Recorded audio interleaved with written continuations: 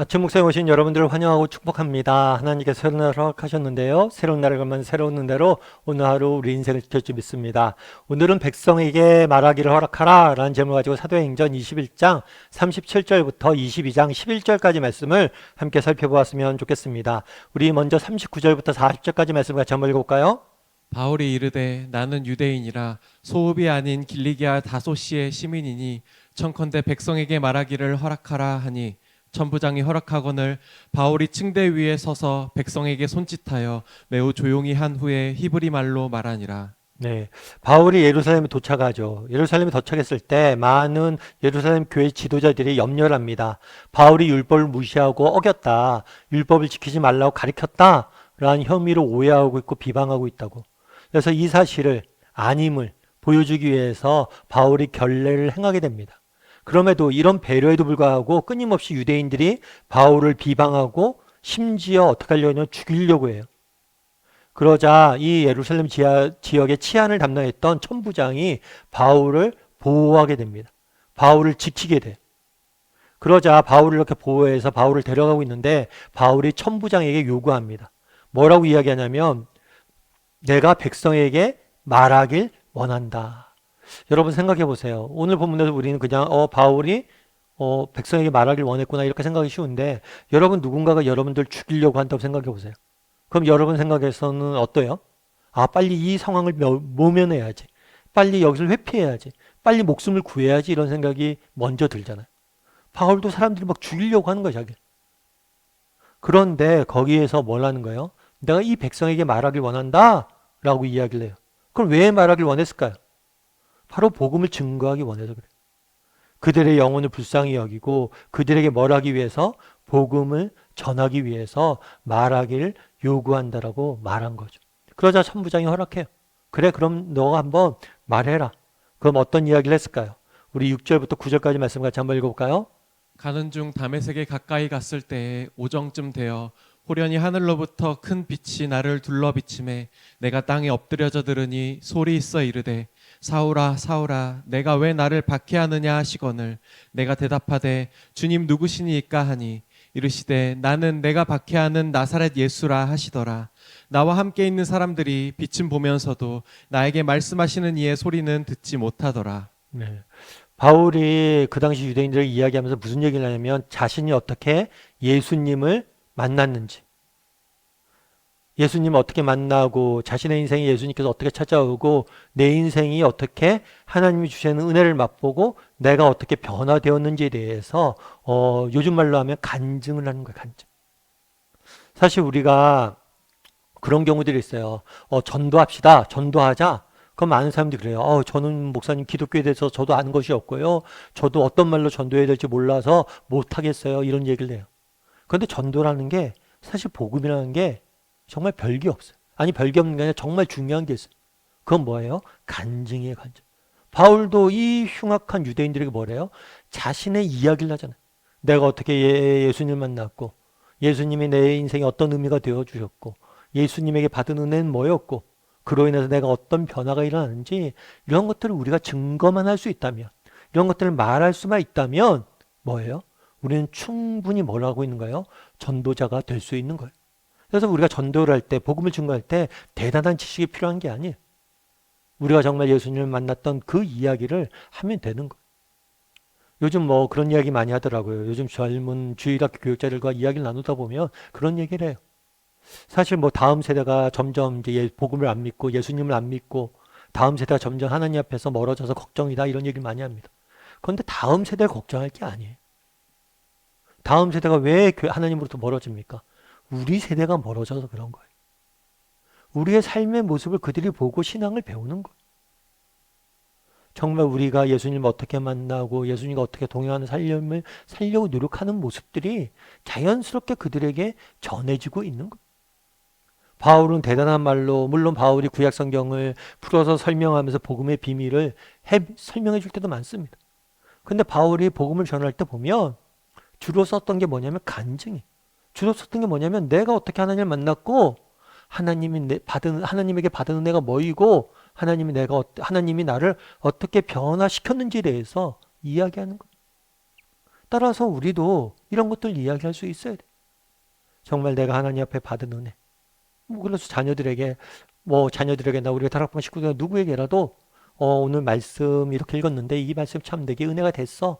이렇게 말 한마디 해주는 거. 요즘 참 힘들고 어려운데 하나님께서 기도했더니만 이런 은혜를 주시네. 내가 너를 위해서도 기도해 줄게. 이렇게 말 한마디 하는 거. 우리가 만난 하나님을 정말 소개하는 것. 그것이 강력한 전도의 수단이에요. 그러기 위해서 뭐가 필요한 거예요?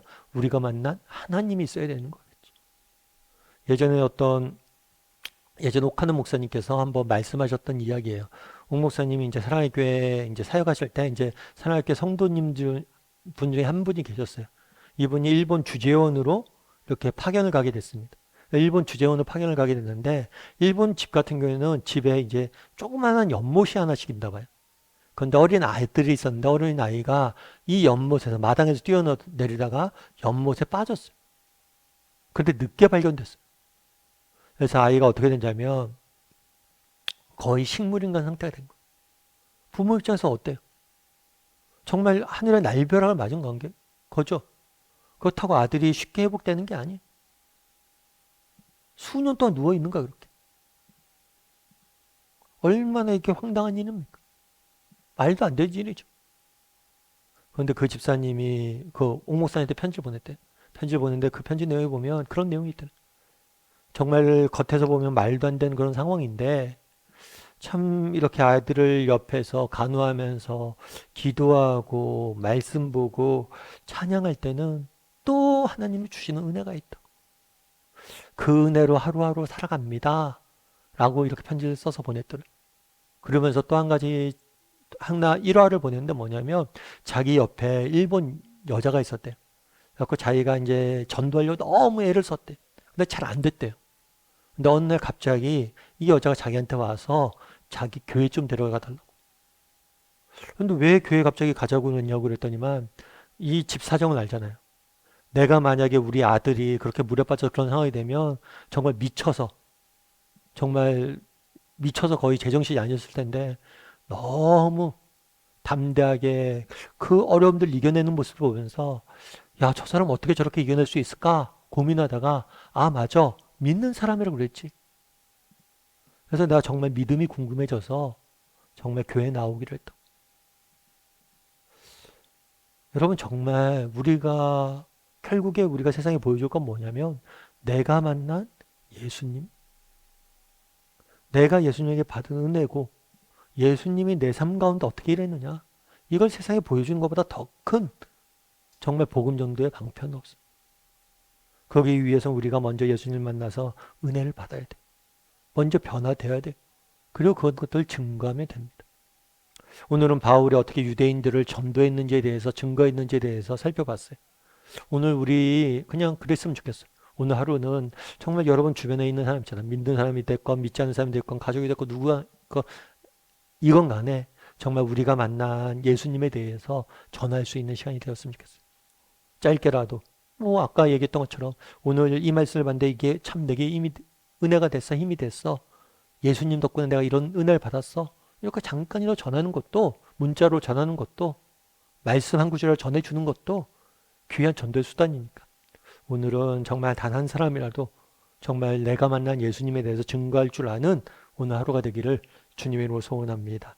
우리 함께 기도했으면 좋겠는데요. 기도하실 때 오늘 말씀 기억하면서 기도했으면 좋겠습니다. 그날에 정말 바울이 정말 자기를 잡아 죽이려고 하는 유대인들에게 정말 복음을 담대히 전하는 모습들을 보게 됩니다. 내가 만난 하나님에 대해서 증거하는 모습들을 보게 됩니다.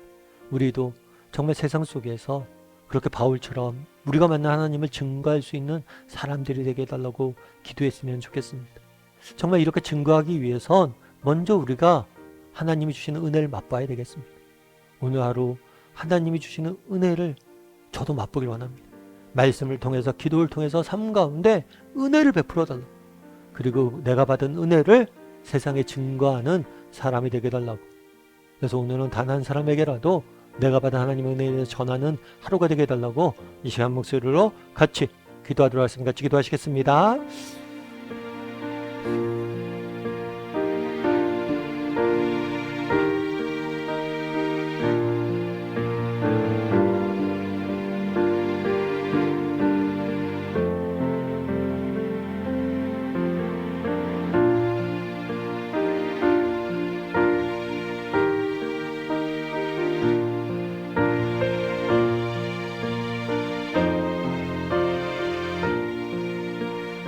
사랑의 하나님, 그날의 바울이 자신이 만난 하나님에 대해서 유대인들에게 전하는 모습들을 보게 됩니다. 정말 우리도 바울처럼 내가 만난 하나님에 대해서, 하나님이 내 삶에 베풀어 주신 은혜에 대해서, 하나님을 만나고 내 삶에 일어나는 변화에 대해서 세상에 증거할 수 있는 사람이 될 수 있도록 주여 우리를 붙잡아 주시옵소서. 무엇보다도 이를 위해서 우리가 먼저 은혜 받아야 되겠습니다. 먼저 하나님이 주시는 은혜를 맛봐야 되겠습니다. 오늘 하루 내 삶 가운데 은혜를 베풀어 주시옵소서.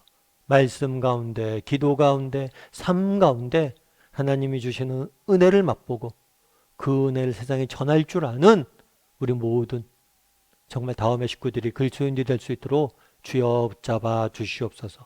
오늘 하루 하나님께서 우리 인생을 지켜주며 싸우며 모든 말씀 예수님의 이름으로 기도드립니다. 아멘.